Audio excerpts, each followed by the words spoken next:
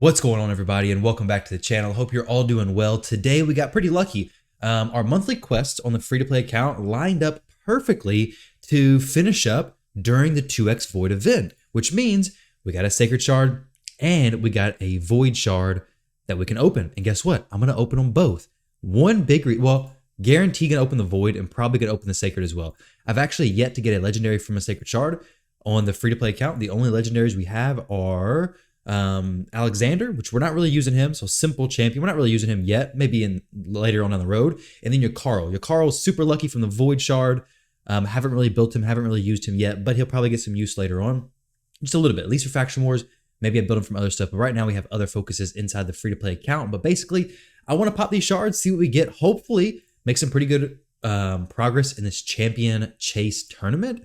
I would love to get this energy at least. I mean, it's a little ways away, but with some hope, some luck, and some Legos popping out, we may be able to get it. But I guess we'll see. Probably not going to open the Ancients. I believe the 2x Ancient should be not this coming up weekend, but the weekend after that. So Ancient Shards, I'm going to try to save those. We have Frozen Banshee already to work on. So first off, let's pop the Void Shard. Let's see. Honestly, there's so many epic champions I'd be super happy with. Cold Heart would be amazing. Another Dagger. So Dagger, she's a good champion. She's not a terrible champion. Pretty book heavy, to be honest. I don't love that she's 75% chance to land her stuff. 75% chance just feels bad. I think I would rather use a War Maiden who's pretty low book requirements. This A3 ability, decreased attack, that is nice. The A2 plays an AoE decreased defense. There's no weak hits, but having this 75% chance, you could get 80% chance if you had the Sniper Mastery. Still not great. So probably won't be investing in her anytime soon. Maybe down the road for Doom Tower, but that's going to be very far in the future and for very niche situations. Speaking of Doom Tower, I haven't done any Doom Tower content on the free-to-play account, and I don't know if you guys are actually interested in seeing that or not, because all I'm doing right now is just like easy floors, so it's like stage 10. I think the highest I got to last time was like stage 80 or 90 on the normal Doom Tower side. So if you guys want to see that, if you want to see walkthroughs, let me know. But I assume most of you are more interested on the hard side of things, which I can't do yet, of course. Most of the bosses have been manual. Or auto, but there's been a very few that have been manual. So we're going to pop a Sacred Shard, I do believe. Let me see where I'm at in this.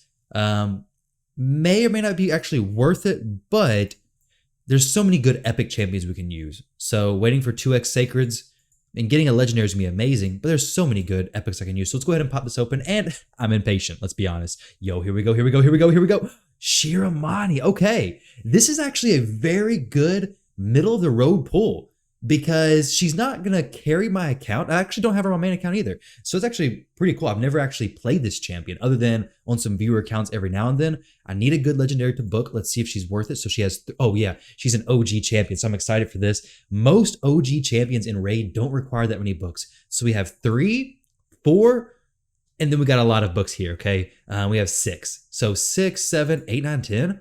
That's really not bad for a legendary champion compared to nowadays standards, especially if I book these two abilities. This A3, I think it's really good as well, though. So let's go ahead and read through her kit, guys. I'm excited for this because if it was like a Duchess, she's kind of like way up top, right? If I pull a Duchess, she's going to carry me through content. I would feel kind of weird using her on this account.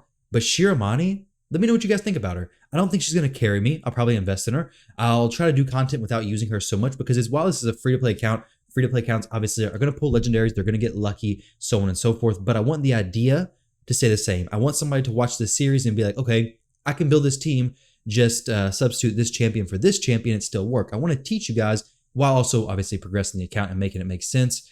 So our A1 attacks 3 times at random, 15% chance of placing freeze for 1 turn. Doesn't need books. There's no buff or debuff chance being changed. Attacks 3 times at random. That's nice. I mean, you really, hey, no complaints there. A2. Heals 1 ally by 50% and all other allies by 20% of their max HP. She's also Force Affinity, which is funny because if you guys remember, my account is stacked with the Force Affinity champions. And all other allies by 20% of their max HP. Places a 15% continuous heal buff for 2 turns on targets with full HP. That's pretty nice as well. She may actually be able to swap out for my Rector draft in some teams because Rector is absolutely amazing, but she does slow the runs up quite a bit. Her animations take so long, makes the runs that could be like 4 minutes, 3 minutes, 4 minutes, like 7 minutes, or even possibly longer. So Rector, absolutely amazing, but she can make the runs take a little bit longer. Now her A3, I think, is where everything ties together. We're going to read the Ascended version. The regular version we don't care about because we're going to Ascend her if we're going to use her, right? Attacks all enemies, 80% chance of placing freeze debuff for 1 turn. Fills this champion's turn meter by 10% for each enemy attacked. So this 80% goes up to 85, 90, 100% chance. That is actually so good. Her base speed is a little bit low at 94. Well, no, actually, if she's fully ascended, fully maxed out, let's see what her base speed would be, because this is going to be a pretty big deal, right? I think she's a high elf, yeah. So her base speed is 104. So what I'm thinking is that whenever I get further in the arena, I could use her as my second to go champion. So I have Haikatoon or Gorgorab if I get him later on, and then I could have Shiramani go second. The issue would be that she weak hits against Spirit Affinity champions, so I had to be mindful about that, but she could allow me to have that freeze on everybody, run her with high accuracy, high speed, she could freeze everybody, and then my other champions, my decreased defense champion and my nuke champion, could be much slower than everybody else, right? So I wouldn't have to run 2 speed boosters, my team would be pretty easy to speed tune, and she would get a turn meter boosted. Now, I'm not 100% sure if that's about how I'm going to build her, but it's just some thoughts that are going through my head, and she has increased ally defense and faction crypts. So we got a pretty good faction wars team for high elves. We have Shiramani, Alexander, decreased defense. We have Elhain, apothecary. So 1, 2, 3, 4. We need one more champion. If we had a reliquary tinder, we could literally get through high elves faction wars, I'm pretty sure. But with those ones we have, well, Shiramani does heals. Wow, that's actually an incredibly awesome pull. I didn't think I'd be so excited for a Shiramani. But let me know, guys, if you have Shiramani on your account, where do you use her? Where do you most like her? Though I still think that Frozen Banshee for this account is going to be the next 6-star champion. So later this week, actually, whenever the champion training tournament starts up, I'm going to take Frozen Banshee, take her up to 6-star. So she'll be my 6-star champion next. She's probably going to swap into M4 Finchy in a lot of my teams. And then Shiramani, I'll probably take her to 5-star. I may try to get her worked into this Dragons team because right now, guys, this is all I've been doing. I want to make a video dedicated to this, maybe tomorrow or the next day, talking about Dragon and how valuable it is. Once you get to be able to do Dragon Stage 20, farm it, okay? I've done so many runs, well over 100, probably over even 200 runs. I'm going to show you guys all the gear that I've got. I've tried not to click on any of it. I try just to store it there because I'm hoping that'll be a pretty good video for you guys to see. I don't have a ton of silver, but hopefully we can upgrade some good pieces and have a pretty solid video from that. But this team, I think, is what I would do is Shiramani and Frozen Banshee. So we would have our good damage dealer for wave clear with Elhain. We would have decreased defense and some other solid damage from Thylesia. Frozen Banshee would handle the boss no problem. Apothecary for increased speed, as well as some good heals to help support alongside Shiramani. So I'm pretty excited about that.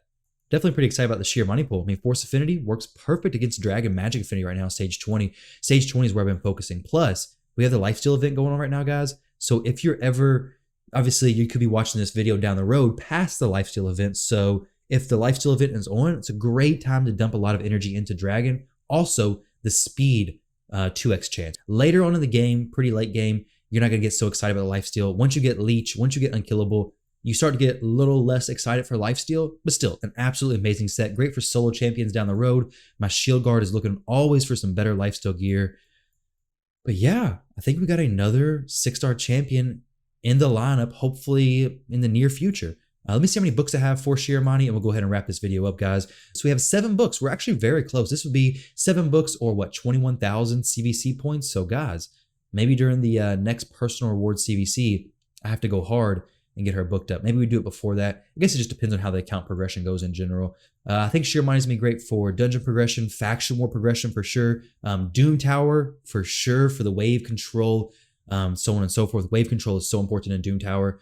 Clan Boss, not really, so she'll be an investment down the road. Get her to 5-star, get her fully ascended there. Should be perfect. Oh, she's already 5-star, duh. Get her fully ascended, she'll be good to go. But guys, thank you all for watching this video. Let me know what you pulled. Did you pull anything good? Did you pull anything account changing? Whether it was a rare, legendary, whatever it was, guys, let me know. Thank you all very much for watching the video. I hope you all enjoyed, and I'll catch you in the next one.